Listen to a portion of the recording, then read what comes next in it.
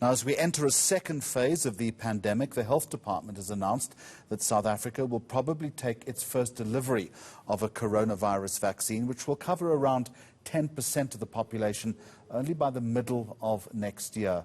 But concerns are mounting that government has not been open enough about choices when it comes to COVID-19 vaccine, with no real information on what type was considered, the number of warehouses that are needed, and how the distribution chain is going to work. There are lots of questions. Well, I want to take you live now to Stellenbosch University epidemiologist, Dr. Joe Barnes, one of those people who is concerned that government is possibly not being as open as it should be. Dr. Barnes, good afternoon to you. Before we get to your concern about the vaccines, given events like rage, and as we've just heard from a restaurateur here in Johannesburg, a general dropping of our guard, were you surprised last night when you heard the Health Minister referencing a second wave of COVID-19?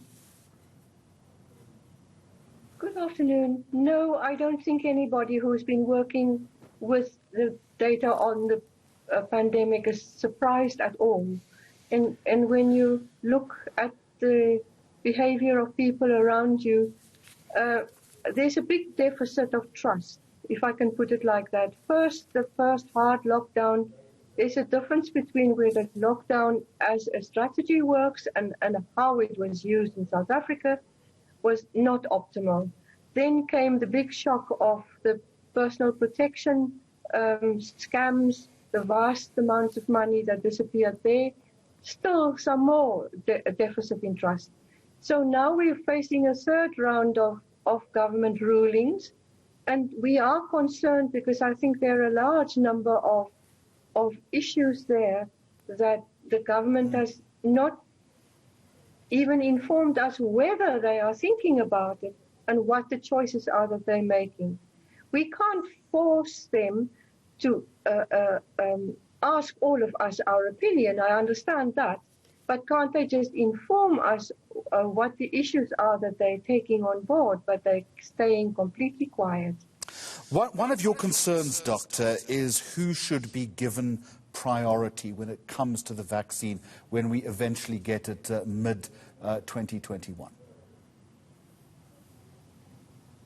Well, how are they going to define healthcare workers or even high-risk healthcare workers? The number of vaccination doses that we can get is not a lot.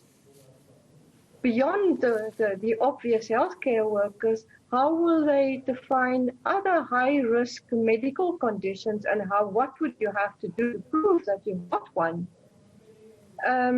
So this logistical support that you've mentioned involves a lot of cooling facilities and cooler trucks on the road. Are we developing that? Do we have money for that? Because the cost of the vaccination doses will pale into insignificance when you're looking at what the rollout will cost. So what about the truck attacks we are having all the time? How are they going to keep our vaccines safe? Not only safe from being stolen, but safe from being faked or counterfeited. Those are issues that South Africans, I think, deserve to be kept on board, at least informed. And Dr. Barnes, one other issue, of course, is availability itself. There have been many suggestions, have there not, that we just simply, in the global waiting room, we don't really know where we stand, that possibly we could be close to the back of the line. I suspect you are entirely right. And I don't think the pandemic is going to leave us in any way, because 10% is a very small number. It's almost like a test run. We'll be in this pandemic at least for the whole of next year, if not the year after that. And I greatly fear that the population is going to lose patience, which means we'll lose their cooperation, which will make the situation even worse.